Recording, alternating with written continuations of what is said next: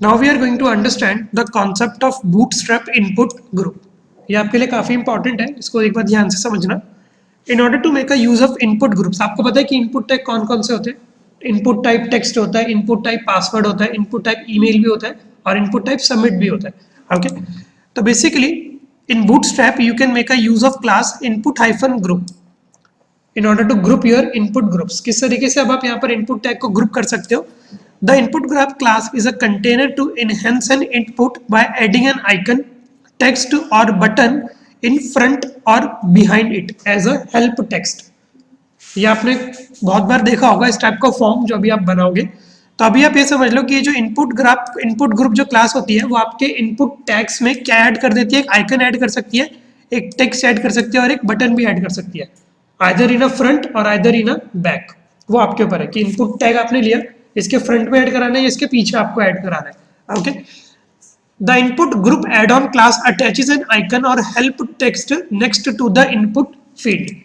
तो आपको कौन कौन सी क्लासेस यूज करनी पड़ेगी, इनपुट हाइफन ग्रुप और input hyphen group hyphen add on in order to attach an icon within your simple input tag. किस तरीके से अब आप इसका यूज करोगे, for this demonstration I am going to create a new file. ठीक है, तो सबसे पहले मैं यहाँ से एक बार ये कॉपी कर लेता हूँ बूटस्ट्रैप CDN जो अभी हम यूज करेंगे। ठीक है, और यहाँ पे let's say I am going to create a new file और इस फाइल का मैं नेम दे दूंगा input group.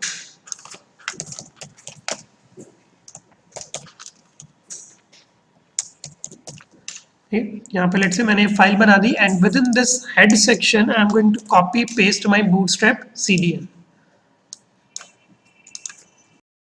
So let's say within my body tag I am going to make a use of my div tag and the class which I am going to make a use is container. And within this I am going to make a use of h2 tag और यहाँ पे मैंने लिख दिया input group example.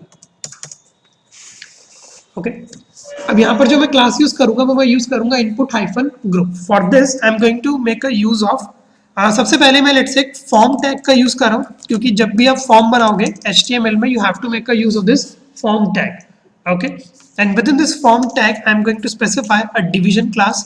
तो let's say मैंने यहाँ पर एक क्लास ले ली div class and the name of that class is input hyphen group. तो यहाँ पर आप लिख दो एक बार इनपुट हाइफन ग्रुप।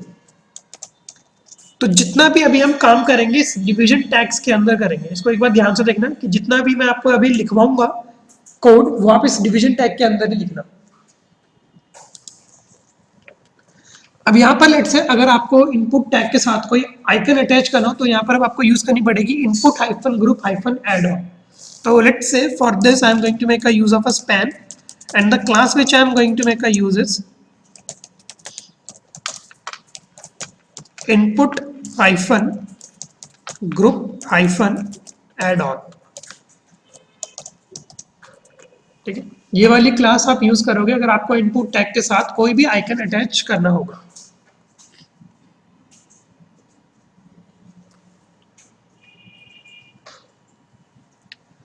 अब यहाँ पर जो भी आपको आइकन अटैच करना होगा वो आप स्पेसिफाई करोगे within this span tag.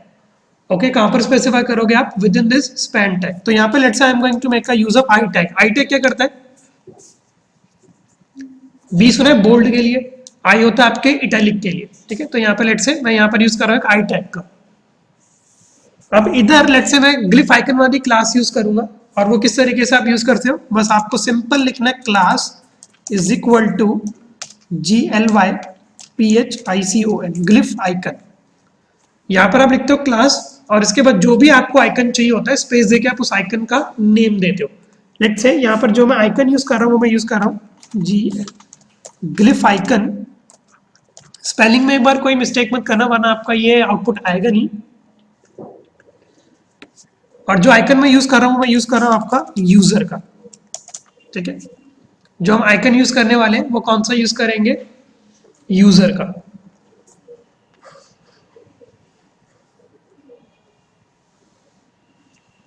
लिख दिया आपने आइकन, ये लिख दिया। ठीक है, अब लेट्स से स्पैन टैग से बाहर आ जाओ। स्पैन से मैं बाहर आ गया और यहाँ पे let's say I am going to make a use of input tag.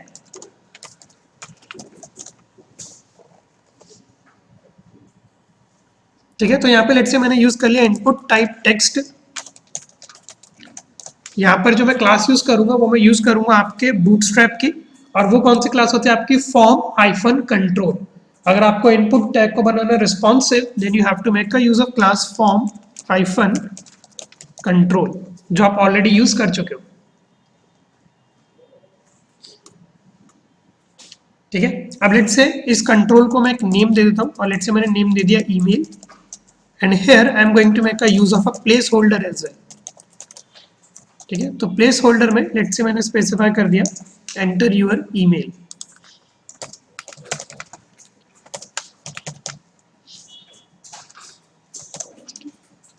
ये मेरा इनपुट टैग बन गया, सिंपल है, कोई प्रॉब्लम तो नहीं इसमें। लिख दिया आपने इतना।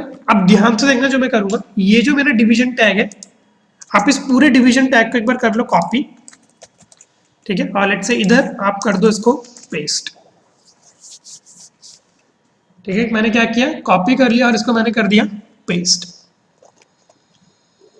अब जो आपको चेंजेस करने हैं वो चेंजेस ये करना, सबसे पहले आई क्लास के अंदर ये जो यूजर आ रहा है इसको हटा के आप एक बार लिख देना लॉक, LOCK। यहां पर ये मेरा L है, LOCK। ओके। यहां पर मैंने इनपुट टाइप चेंज कर लिया एज अ पासवर्ड।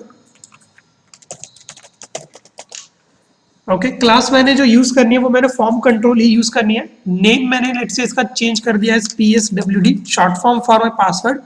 और इधर मैंने प्लेस होल्डर चेंज कर लिया एंटर पासवर्ड। इस तरीके से लेट्स से मैंने ये चेंजेस कर लिए।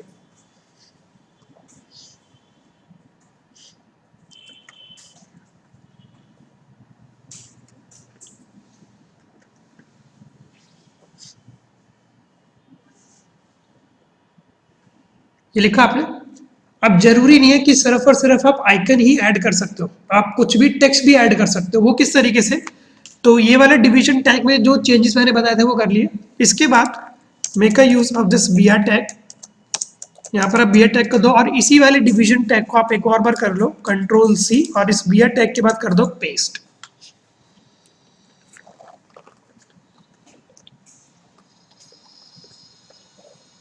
अब लेट्स से इस स्पैन में मेरे को ना आइकन का यूज नहीं करना, मेरे को अपने टेक्स्ट का यूज करना है। तो लेट्स से मैंने क्या किया, ये जो मैंने स्पैन के अंदर आई टैग लिखा हुआ था इसको मैंने हटा दिया, completely remove this icon tag. ठीक है। यहाँ पर आपका स्पैन टैग ओपन होगा और यहाँ पर आपका स्पैन टैग क्लोज हो रहा होगा, और यहाँ पर अब आप एक स्पेसिफाई कर दो टेक्स्ट। यहाँ पर आप क्या स्पेसिफाई कर दो, instead of making a use of an icon here we are going to make a use of our own text. तो यहाँ पे लेट्स से मैंने टेक्स्ट लिख दिया टेक्स्ट ही। ठीक है। अब यहाँ पर क्या क्या चेंज करना है, आप एक बार ये इनपुट टाइप कर दो इसका एज अ टेक्स्ट। ओके। इसका नेम कर दो आप एज अ मैसेज, और प्लेस होल्डर में लिख दो आप इस तरीके से, let's say enter your message. लिखा आप सबने इतना, कोई कोड कर रहा है अभी? डन। तो लेट्स से मैंने इसको किया save, and let me just show you the output of this. तो यहाँ पर हमने फाइल बनाई है इनपुट ग्रुप डॉट HTML। ध्यान से देखना इसका आउटपुट, इसका आइकन आएगा आपके पास इस तरीके से। ठीक है। ये आउटपुट आपके पास आएगा। तो ये आपका रिस्पॉन्सिव भी होगा, जैसे मैं इसको मिनिमाइज करूंगा। तो अब आपको पता लग गया कि अगर आपको इनपुट टैग्स के साथ इस तरीके के आइकन्स अटैच करने तो आप किस तरीके से यूज कर सकते हो, ये आपने बहुत सारी वेबसाइट्स में देखा होगा। और ग्लिफ आइकन हमारे पास अराउंड 1000 से भी ज्यादा है, तो आप यहाँ पर वो वाले आइकन्स यूज कर सकते हो। आपको बस क्लास का नेम पता होना चाहिए, और आप इस तरीके से फॉर्म को डिजाइन कर सकते हो। ये है आपके, बस आपको क्रोम पे सिंपल लिख देना है ग्लिफ आइकन। लेट्स से मैं इधर लिख देता हूँ बूटस्ट्रैप ग्लिफ आइकन्स।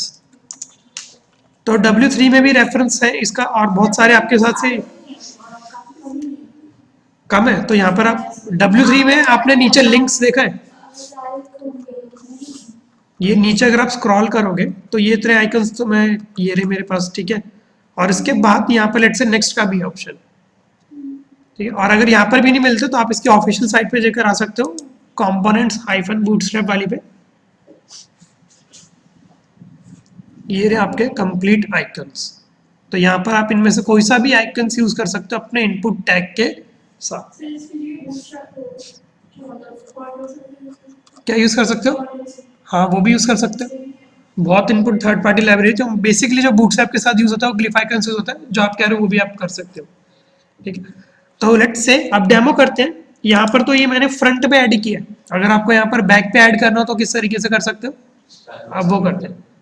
क्या चेंजेस करना पड़ेगा आपको? स्पैन का। तो एक बार ये सब करके देखना, यहाँ पे ये जो आइकन आ रहा है ये एक बार आप यहाँ पर ऐड करके दिखाओ। तो आइकन अगर पीछे ऐड करना हो तो बस आपको बताएगी क्या करना है। आपको ये जो स्पैन आपने यूज किया था, लेट्स से ये वाला आप हटा दो यहाँ से, इसको क्या कर दो कंट्रोल एक्स और कहाँ पर पेस्ट कर दो, इस इनपुट टैग के बाद। जब सेव करोगे और जब आप इसको रिफ्रेश करोगे इस तरीके से ये इफेक्ट ऐड हो जाएगा।